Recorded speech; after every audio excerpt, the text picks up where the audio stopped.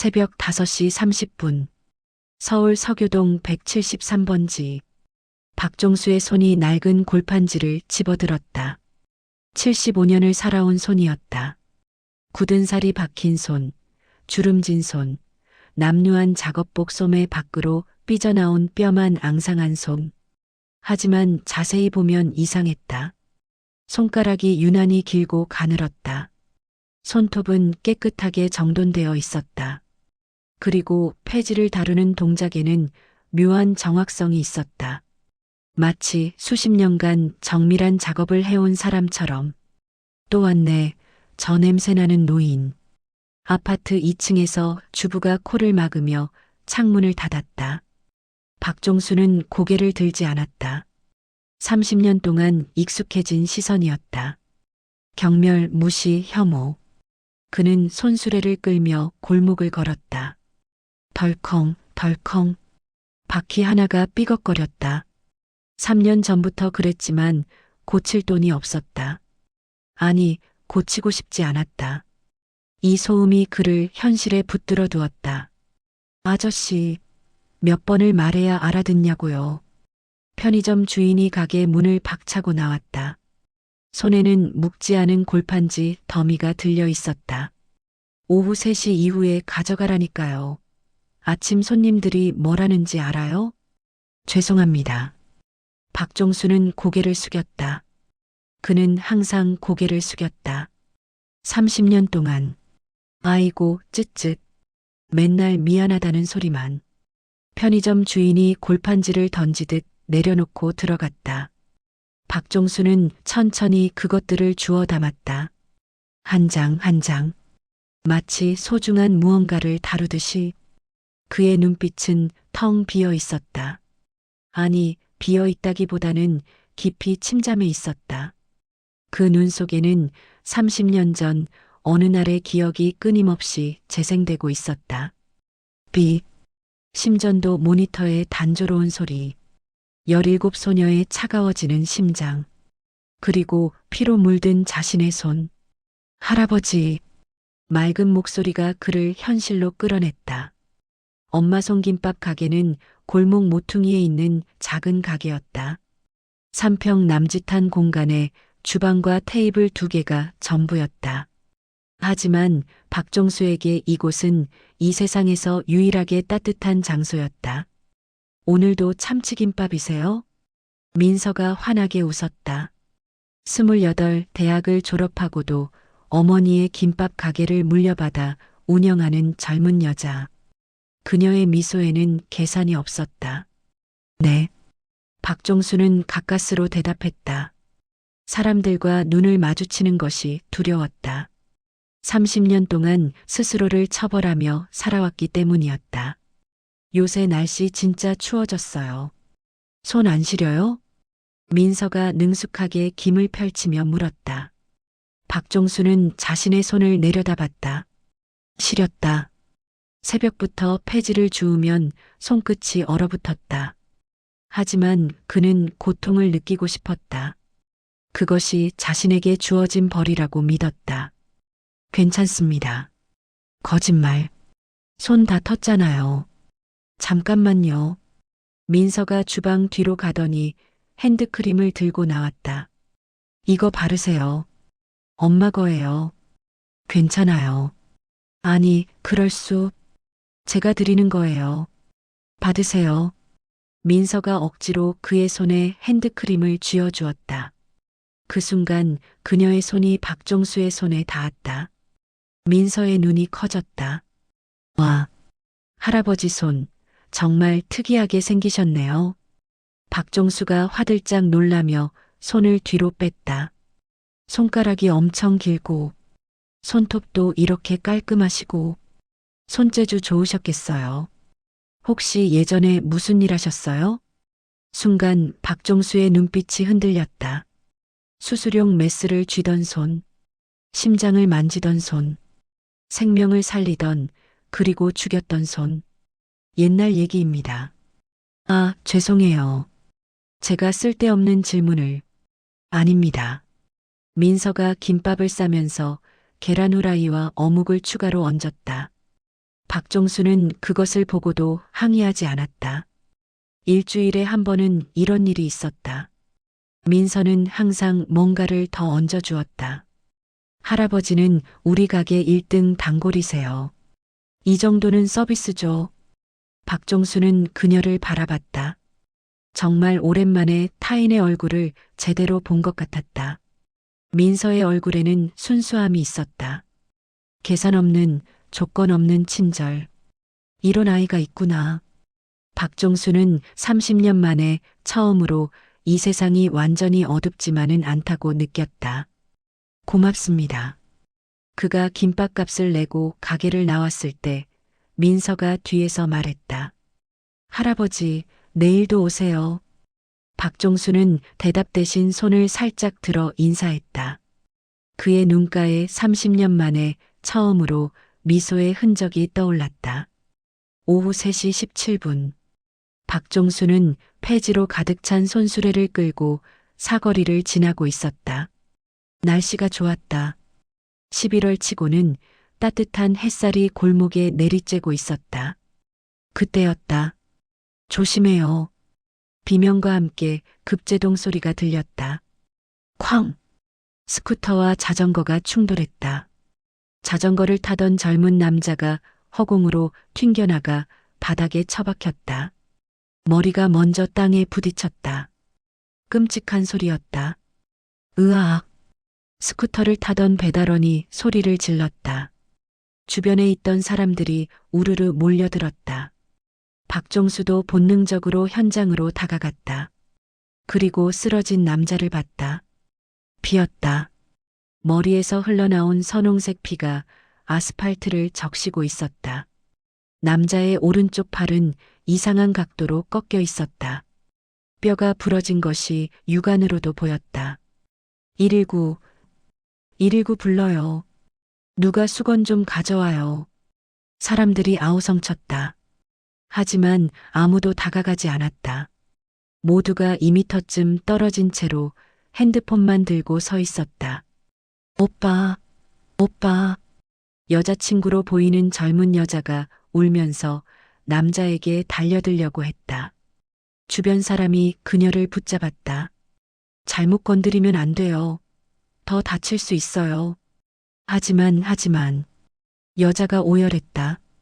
박종수는 쓰러진 남자를 바라봤다. 그의 뇌리에 30년 전 기억이 섬광처럼 스쳤다.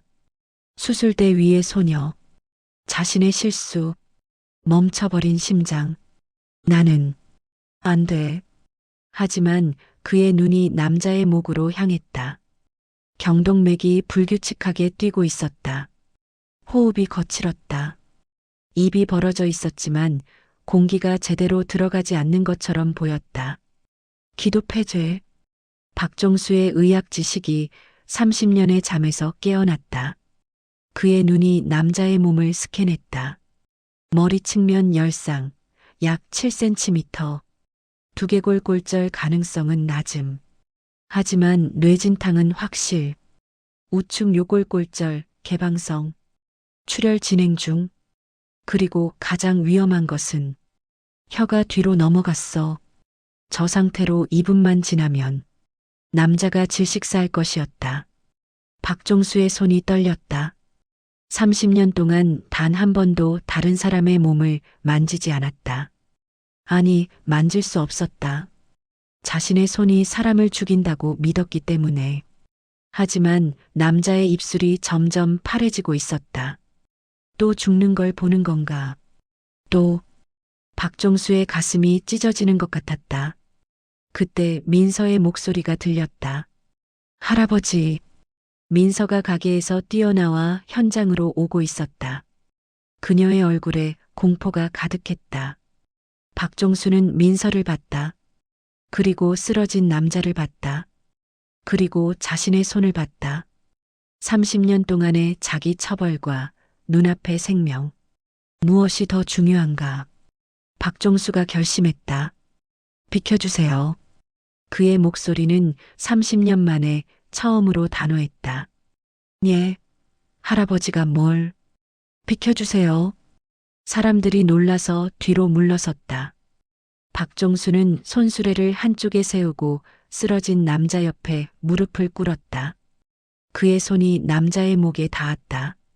30년 만에 처음으로 타인의 피부를 만지는 순간이었다. 차갑지 않아. 아직 따뜻해. 박종수의 손끝에서 촉감이 되살아났다. 30년 전 그가 천재 외과의였을 때의 그 감각. 피부 아래 혈관의 위치, 맥박의 강도, 체온의 미세한 변화. 모든 것이 그대로였다. 기도 폐쇄, 혀 후퇴로 인한 질식 가능성. 박종수의 목소리가 변했다. 더 이상 폐지 줍는 노인이 아니었다. 박종수 교수였다. 한때 대한민국 최고의 외과의였던 그 사람. 그의 손이 남자의 턱을 잡고 정확한 각도로 들어 올렸다. 머리를 뒤로 젖혔다. 입을 벌리고 혀의 위치를 확인했다. 혀 위치 정상화. 기도 확보. 남자의 호흡이 거칠지만 안정되었다. 주변 사람들이 숨죽이며 지켜봤다. 박종수의 눈이 남자의 머리로 향했다. 피가 계속 흘렀다. 하지만 그의 눈은 흔들리지 않았다. 두피 열상, 측두부, 두개골 골절 가능성 낮음, 출혈 압박 필요. 그는 주변을 둘러봤다. 깨끗한 천. 민서가 가게에서 달려와 행주를 건넸다. 박종수는 그것을 접어 상처 부위에 정확히 압박했다. 출혈이 멈추기 시작했다. 우측 요골골절. 그의 손이 남자의 팔로 향했다. 부러진 뼈가 피부를 뚫고 나와 있었다. 주변 사람들이 비명을 질렀다. 하지만 박종수는 침착했다. 개방성 골절. 신경 손상 여부 확인. 그의 손가락이 남자의 손목을 만졌다.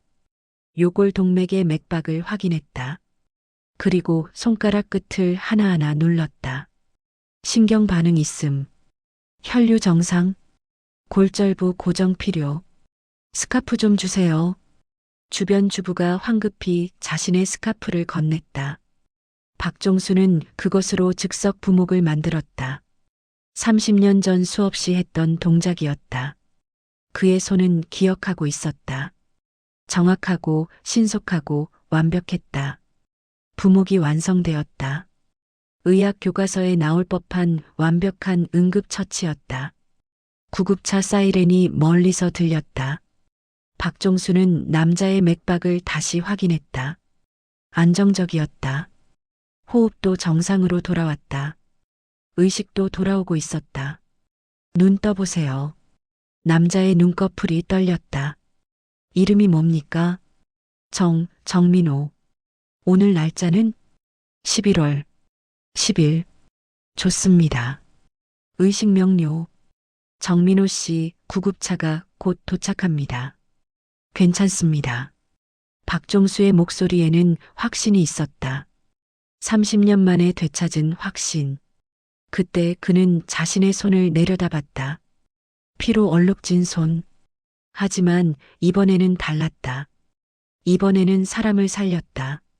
박종수의 눈에서 눈물이 흘렀다. 그날 저녁 서울대병원 응급실은 소란스러웠다. 이게 도대체 어떻게 된 응급처치예요? 응급의학과 과장 이준혁이 환자의 차트를 들고 경악했다. 기도 확보 각도가 완벽해요.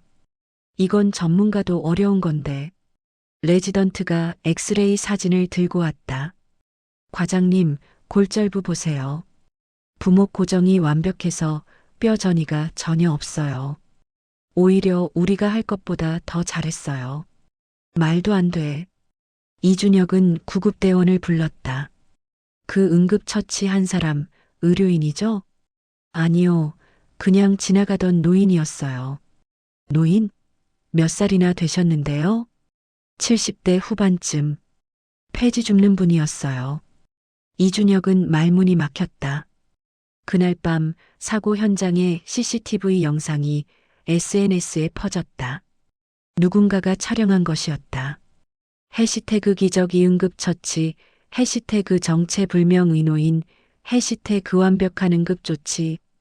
조회수가 폭발적으로 올라갔다. 10만, 50만, 100만. 다음 날 아침 방송국 취재팀이 서교동으로 몰려들었다. 그리고 윤소혜 기자가 오래된 신문 자료실에서 한 가지 사실을 발견했다. 이거 설마 1985년 신문. 천재 외과의 박종수, 최연소 과장 승진. 사진 속 젊은 남자의 얼굴. 그리고 CCTV 속 노인의 얼굴. 같은 사람이었다. 단독. 폐지 줍는 노인의 정체. 전설의 외과의였다. 저녁 뉴스가 터졌다. 앵커가 30년 전 신문 스크랩을 화면에 띄웠다. 박종수, 현재 75. 1980년대 대한민국 의학계를 평정했던 천재 외과의였습니다. 화면에 젊은 박종수의 사진들이 나왔다. 수술실에서 자신만만한 표정으로 웃는 모습, 상을 받는 모습, 학회에서 발표하는 모습. 그는 30대에 서울대병원 역사상 최연소 외과 과장이 되었고 당시 97.3%라는 경이로운 수술 성공률을 기록했습니다. 특히 심장과 뇌 수술 분야에서는 그를 따라올 사람이 없었다고 합니다. 민서는 가게에서 TV를 보며 입을 막았다. 할아버지가 저렇게 대단한 분이셨어.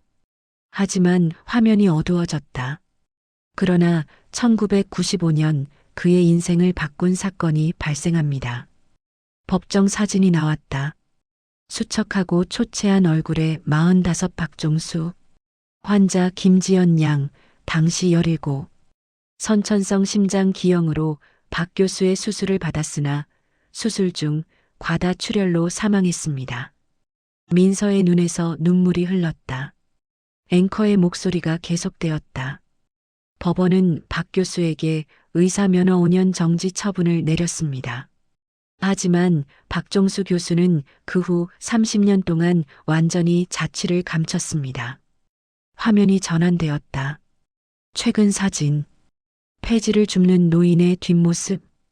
그가 30년 동안 폐지를 주우며 살아왔다는 사실이 밝혀지면서 온 국민에게 충격을 주고 있습니다. 다음 날 아침 서교동 골목은 이상했다. 박종수가 손수레를 끌고 나타나자 사람들의 반응이 달랐다. 편의점 주인이 달려나왔다. 교수님, 그냥 아저씨라고 부르세요. 박종수는 고개를 숙였다. 아니, 그게 제가 그동안 너무 무례하게. 괜찮습니다. 주부들이 하나둘 나타났다. 모두 미안한 표정이었다. 선생님, 저희가 몰라봤습니다. 신경 쓰지 마세요. 박종수는 평소처럼 폐지를 주우려고 했다. 하지만 사람들이 그를 막았다. 교수님이 이런 일을 하시면 안 되죠. 다시 병원으로 돌아가셔야죠. 저희가 잘못했어요. 박종수는 그들을 바라봤다. 그들의 눈에는 죄책감이 가득했다. 하지만 그는 알고 있었다. 일주일이면 이 죄책감도 사라질 것이다. 사람들은 잊는다. 괜찮습니다. 저는 이 일이 좋습니다. 그가 다시 손수레를 잡으려는 순간 할아버지. 민서가 가게에서 뛰어나왔다. 그녀의 눈은 빨갛게 부어 있었다. 왜 아무 말씀 안 하셨어요? 박종수는 대답하지 않았다.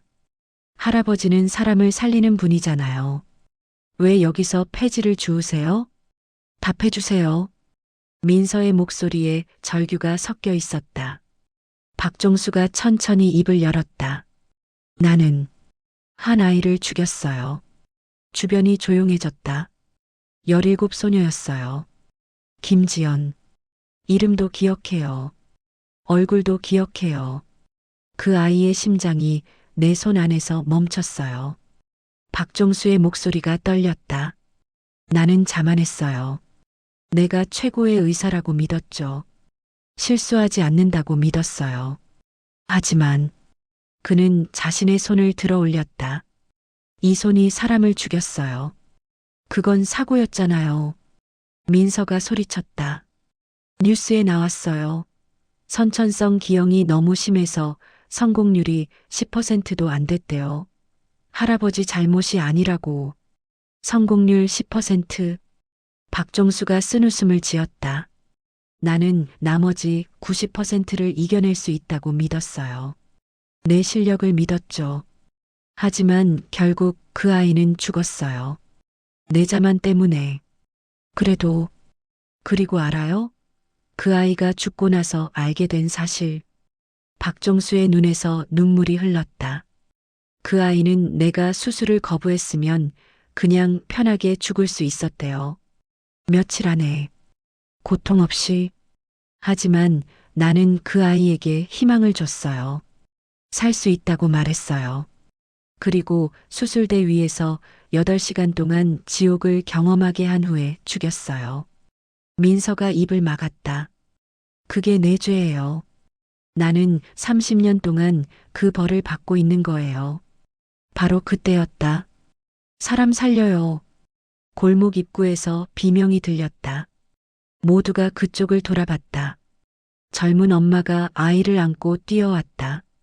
아이의 얼굴은 파랬다. 숨을 안 쉬어요. 우리 유진이가. 박종수의 얼굴이 굳었다. 119, 119 불러요. 사람들이 외쳤다. 엄마는 아이를 안고 바닥에 주저앉았다.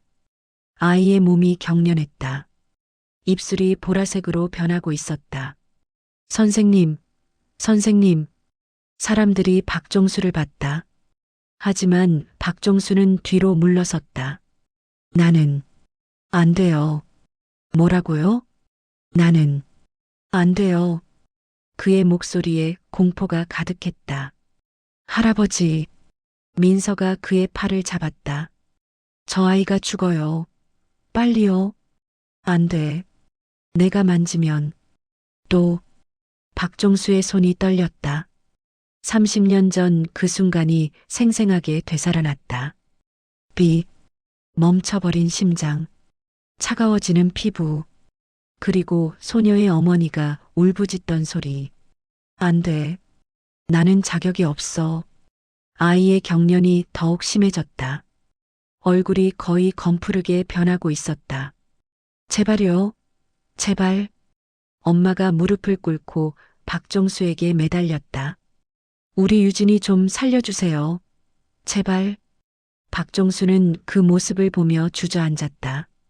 손으로 얼굴을 감추다. 나는 사람을 죽여요. 내가 만지면 사람이 죽어요. 그의 목소리는 울음에 가까웠다. 민서가 그의 앞에 무릎을 꿇었다. 할아버지. 박종수가 손 사이로 그녀를 봤다. 할아버지는 30년 동안 벌을 받으셨어요.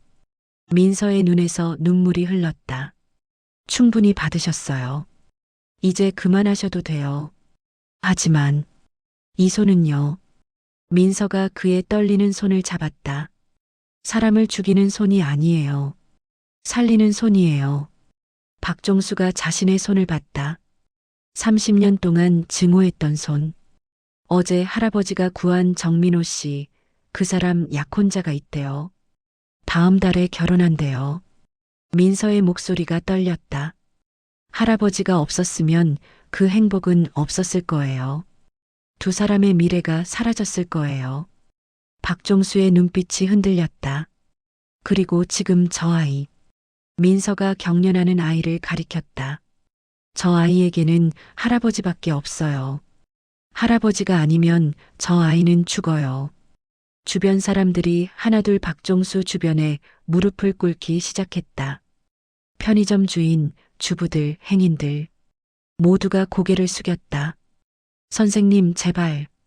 박 교수님, 부탁드립니다. 저 아이 좀 살려주세요. 박종수는 그들을 봤다. 그리고 아이를 봤다. 5초, 10초. 아이의 경련이 멈췄다. 몸이 축 늘어졌다. 안 돼. 박종수가 벌떡 일어났다. 아이를 이리 놔보세요. 박종수의 손이 아이의 목에 닿았다. 30년간의 공백이 사라졌다. 그는 다시 박종수 교수였다. 맥박 미약, 기도 폐쇄. 그의 손가락이 아이의 입을 벌렸다. 혀의 위치를 확인했다. 기도 개방. 하지만 호흡 없음. 뭘 먹었어요? 사탕이요. 엄마가 울먹였다. 박정수의 눈빛이 날카로워졌다. 그의 손가락이 아이의 입 안으로 들어갔다. 주변 사람들이 숨을 죽였다. 박정수의 손가락 끝이 무언가를 느꼈다. 목 깊은 곳. 기도를 막고 있는 이물질. 너무 깊어. 일반적인 하임리히법으로는 불가능했다. 손가락으로 직접 꺼내야 했다. 하지만 한치라도 잘못하면 이물질이 더 깊이 들어갈 수 있었다. 그의 이마에 땀이 맺혔다. 집중해. 집중해. 30년 전 그가 가장 어려운 수술을 할 때의 그 느낌. 세상에 자신과 환자만 남은 것 같은 고요함. 손가락이 조금씩 움직였다. 1mm, 2mm. 있다. 손가락 끝에 딱딱한 것이 느껴졌다. 사탕이었다. 하지만 잡기 어려운 위치였다. 너무 깊고 너무 미끄러웠다. 박정수의 손가락이 사탕을 감쌌다. 천천히 조심스럽게. 제발, 제발.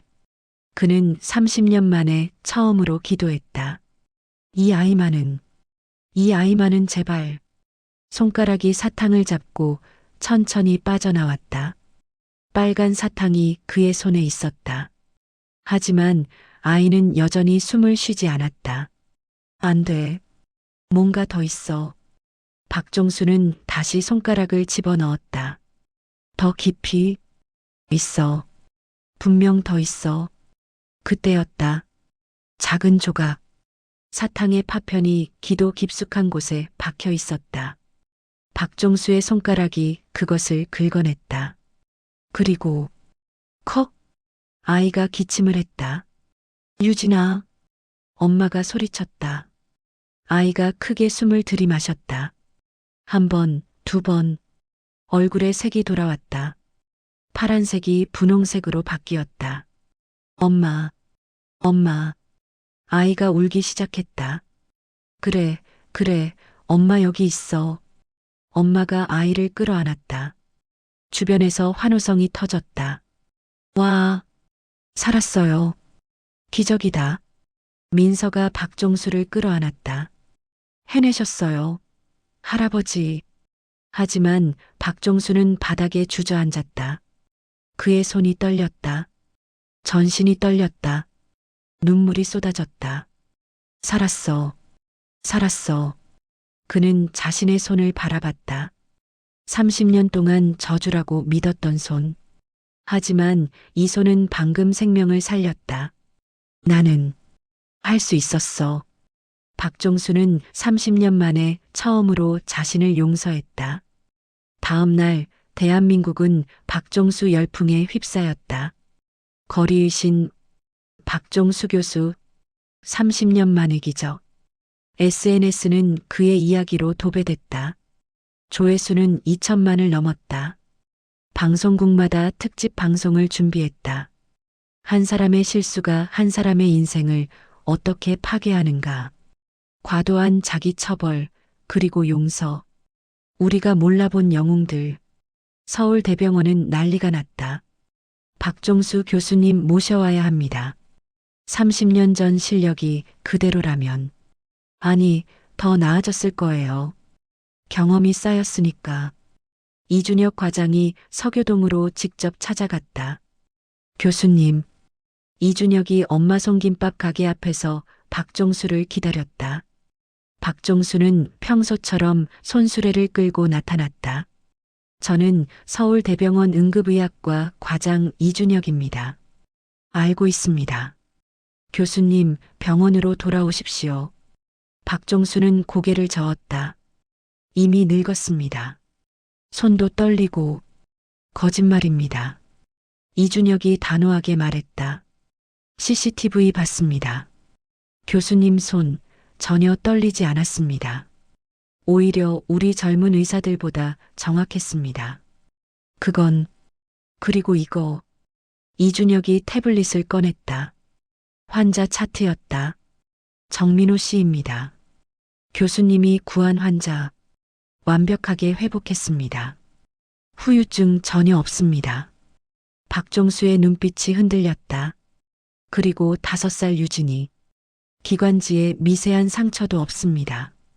의대 교과서에 나올 완벽한 응급처치였습니다. 이준혁이 박종수의 눈을 똑바로 봤다. 교수님은 여전히 최고의 의사입니다. 30년 동안 숨어 계셨습니다. 충분합니다. 이제 돌아오십시오. 박종수는 대답하지 않았다. 죄송하지만 그가 거절하려는 순간 교수님, 다급한 목소리가 들렸다. 병원 레지던트가 뛰어왔다. 응급 환자입니다. 지금 당장 와주셔야 합니다. 무슨 교통사고 환자, 대동맥 파열, 출혈이 심해서 버틸 수 있는 시간이 30분밖에 안 남았습니다. 박종수의 얼굴이 굳었다. 다른 외과 의사는 전부 수술 중입니다. 지금 병원에 심장외과 의사가 한 명도 없어요. 이준혁이 박종수를 봤다. 교수님, 그 환자는 교수님이 아니면 죽습니다. 박종수의 손이 떨렸다. 또 선택의 순간이.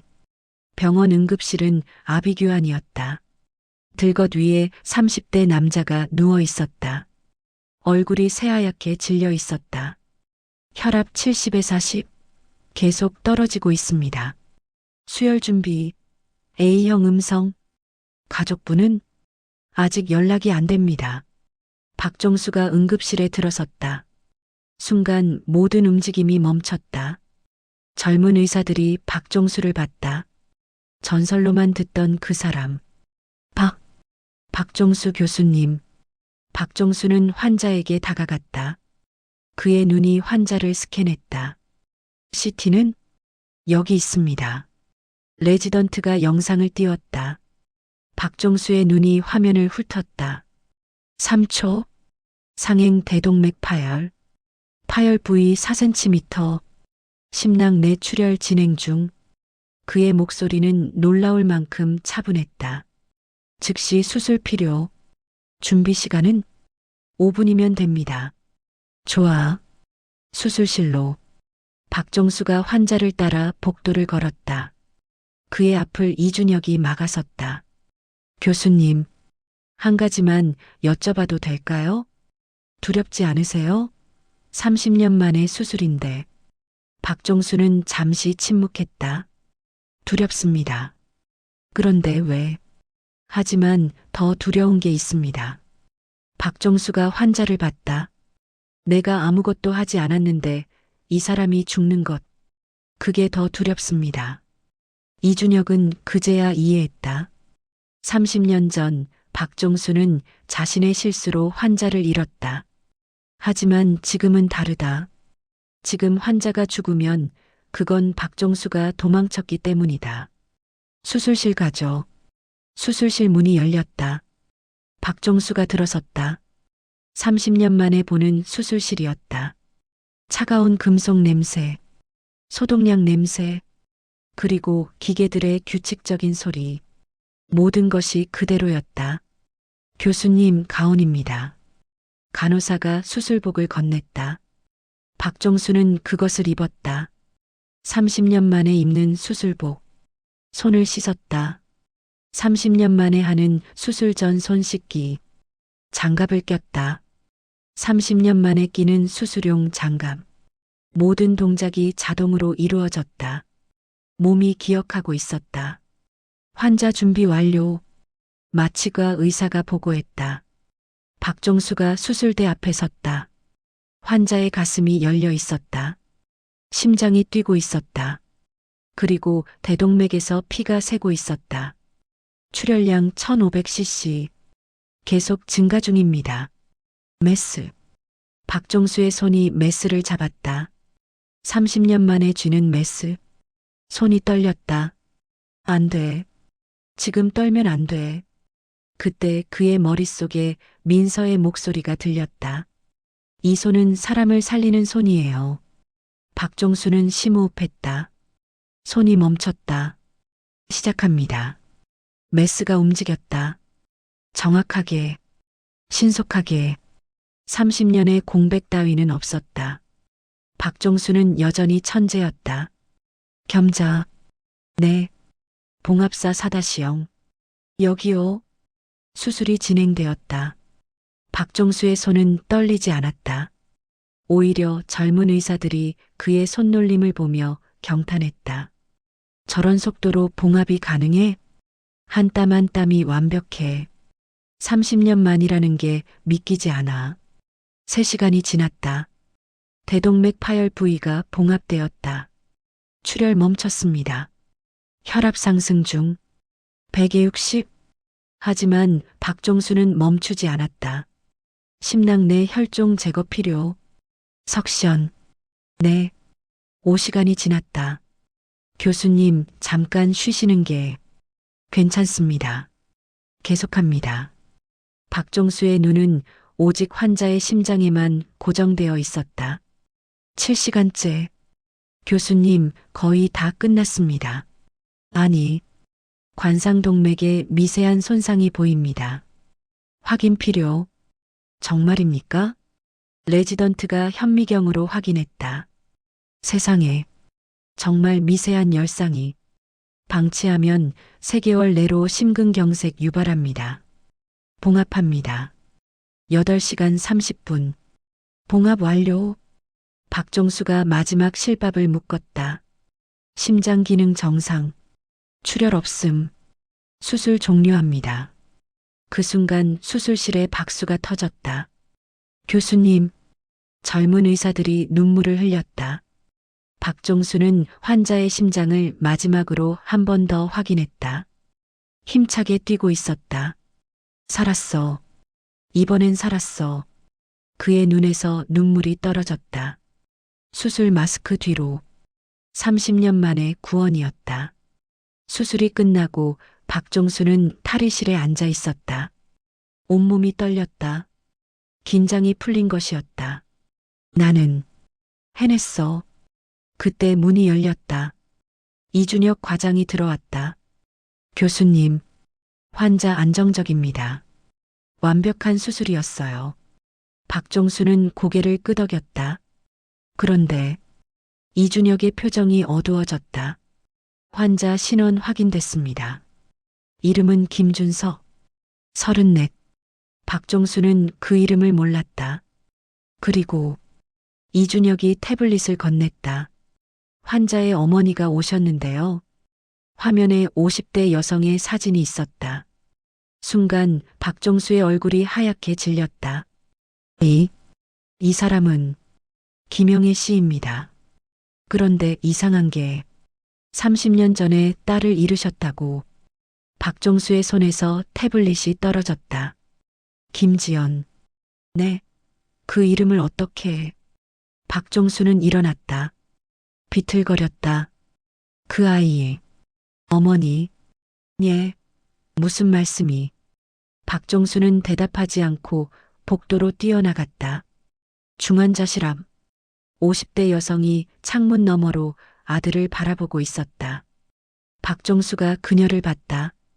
30년이 지났지만 알 수 있었다. 그 눈빛, 그 옆모습. 30년 전 법정에서 자신을 저주하던 바로 그 사람. 김영애 씨. 여자가 돌아봤다. 그녀도 박종수를 알아봤다. 당신. 시간이 멈췄다. 두 사람은 그렇게 서 있었다. 30년의 시간을 사이에 두고. 당신이 우리 준석이를. 김영희의 목소리가 떨렸다. 박종수는 고개를 숙였다. 죄송합니다. 정말 죄송합니다. 뭐가 죄송하다는 거예요? 김영희가 한 걸음 다가왔다. 박종수는 무릎을 꿇었다. 지연이를, 따님을 제가 죽였습니다. 30년 동안 하루도 잊은 적이 없습니다. 따님의 얼굴을, 마지막 순간을. 박종수의 목소리가 울음으로 변했다. 제 자만이, 제 오만이 따님을 죽였습니다. 김영희는 그를 내려다봤다. 침묵. 1분, 2분, 그리고 그녀가 입을 열었다. 일어나세요. 일어나라고요. 박정수가 천천히 고개를 들었다. 김영희의 눈에서 눈물이 흐르고 있었다. 30년 동안 당신을 원망했어요. 밤마다 꿈에 나타나서 우리 지연이가 살려달라고 울었어요. 박정수는 더 이상 말을 할 수 없었다. 그런데 김영희가 중환자실을 가리켰다. 오늘 당신이 내 아들을 살렸어요. 박정수의 눈이 커졌다. 준석이는 지연이의 오빠예요. 쌍둥이, 쌍둥이. 지연이가 죽고 준석이는 평생 죄책감에 시달렸어요. 자기가 건강하게 태어난 대신 동생이 아프게 태어났다고, 자기가 동생의 건강을 빼앗았다고. 김영희의 목소리가 떨렸다. 그래서 의사가 됐어요. 심장외과 의사. 동생 같은 아이들을 살리겠다고. 박정수의 가슴이 찢어졌다. 그런데 오늘 그 아이가 사고를 당했다는 연락을 받고 나는 생각했어요. 지연이가 준석이를 데려가려는 거라고. 김영희가 박정수의 손을 잡았다. 그런데 당신이 살렸어요. 지연이를 죽인 그 손으로 준석이를 살렸어요. 저는 이게 운명이 아니면 뭐겠어요. 김영희가 웃었다. 눈물을 흘리며 지연이가 당신을 용서한 거예요. 30년 만에 박정수는 더 이상 참을 수 없었다. 그는 바닥에 엎드려 울었다. 30년간 짊어진 십자가가 마침내 내려놓아지는 순간이었다. 일주일 후 서울대병원은 박정수의 복귀를 공식 발표했다. 박정수 교수 30년 만에 서울대병원 복귀. 기적의 수술 성공. 환자 완전 회복. 전설의 귀환. 언론은 열광했다. 국민들도 열광했다. 하지만 정작 박정수는 병원 옥상에 서 있었다. 민서가 그를 찾아왔다. 할아버지, 병원 복귀 축하드려요. 박정수는 웃지 않았다. 민서 씨, 네, 나는 복귀하지 않을 겁니다. 민서의 얼굴이 굳었다. 왜요? 할아버지는 해냈잖아요. 완벽한 수술을. 그래서입니다. 박정수가 하늘을 올려다봤다. 나는 이미 증명했어요. 내가 아직 할 수 있다는 것을, 내 손이 저주받지 않았다는 것을. 그럼 왜? 하지만 병원으로 돌아가면 박정수가 민서를 봤다. 나는 또 자만하게 될 겁니다. 또 오만해질 거예요. 그리고 언젠가 또 실수할 겁니다. 그런 의사는 신이 아닙니다. 실수해요. 실패해요. 환자를 잃어요. 박정수의 목소리가 떨렸다. 하지만 나는 다시는 그 고통을 견딜 수 없어요. 민서는 아무 말도 할 수 없었다. 나는 그냥. 박정수가 웃었다. 평화로운 미소였다. 민서 씨 가게에서 김밥 먹고, 폐지 줍고, 가끔 위급한 사람 있으면 응급처치 해주고, 그렇게 살고 싶어요. 할아버지, 그게 내가 할 수 있는 최선입니다. 민서는 그를 끌어안았다. 알겠어요. 그럼 매일매일 우리 가게 오셔야 해요. 약속이에요. 박정수가 그녀의 등을 토닥였다. 약속합니다. 3개월 후 서교동 골목은 변했다. 박 선생님, 안녕하세요. 교수님, 오늘도 날씨 좋네요. 이제 모든 주민이 박정수를 알았다. 그리고 존중했다. 하지만 박정수는 여전히 폐지를 주었다. 여전히 손수레를 끌었다. 다만 이제는 고개를 들고 걸었다. 할아버지, 민서가 가게에서 손을 흔들었다. 오늘은 참치김밥 2줄 드릴게요. 하나면 됩니다. 안 돼요. 2줄. 박정수가 웃었다. 그때 골목 저쪽에서 비명이 들렸다. 넘어졌어요. 박종수가 그쪽으로 달려갔다. 노인이 계단에서 굴러떨어져 있었다. 다리에서 피가 났다. 박종수는 즉시 무릎을 꿇고 상처를 확인했다. 경골 골절 의심, 출혈 압박 필요. 그의 손이 움직였다. 정확하고 따뜻하고 확신에 차 있었다. 5분 후 구급차가 도착했다. 응급처치 완벽합니다. 구급대원이 감탄했다. 누가 하신 거예요? 저 할아버지요. 구급대원이 박종수를 봤다. 그리고 알아챘다. 혹시 그 유명한. 박종수는 웃으며 손을 저었다. 그냥 지나가는 사람입니다. 그는 다시 손수레를 끌고 갔다. 민서가 그를 바라보며 웃었다. 진짜 영웅은 원래 조용한 거야. 6개월 후 박종수가 세상을 떠났다. 조용히 평화롭게 잠든 듯이. 장례식장은 인파로 가득했다. 서울대병원 의사들, 주민들, 그가 구한 사람들. 정민호도 왔다. 신부와 함께. 김준석도 왔다. 어머니 김영희와 함께. 5살 유진이도 왔다. 이제 건강하게 자란 아이. 모두가 울었다. 민서는 가장 앞줄에 앉아 눈물을 닦았다. 그때 병원 관계자가 봉투 하나를 가져왔다. 유언장입니다. 봉투를 열자 편지가 나왔다. 나는 75년을 살았습니다. 그중 30년은 지옥에서 살았고 마지막 6개월은 천국에서 살았습니다. 내가 가진 모든 것을 기부합니다. 의대생 장학금으로 3억, 심장병 어린이 치료비로 5억, 서교동 주민센터 건립비로 2억, 그리고 민서 씨에게 당신이 내 마지막 6개월을 천국으로 만들어줬습니다. 고맙습니다. 나는 이제 지연이를 만나러 갑니다. 30년 늦었지만 이제야 제대로 사과할 수 있을 것 같습니다. 박종수. 장례식장이 울음으로 가득 찼다. 민서는 편지를 가슴에 안았다. 할아버지, 고마웠어요. 제가 더 고마웠어요. 1년 후, 민서는 엄마 손김밥 가게 옆에 작은 카페를 열었다. 이름은 박종수 기념관. 벽에는 박종수의 사진들이 걸려 있었다.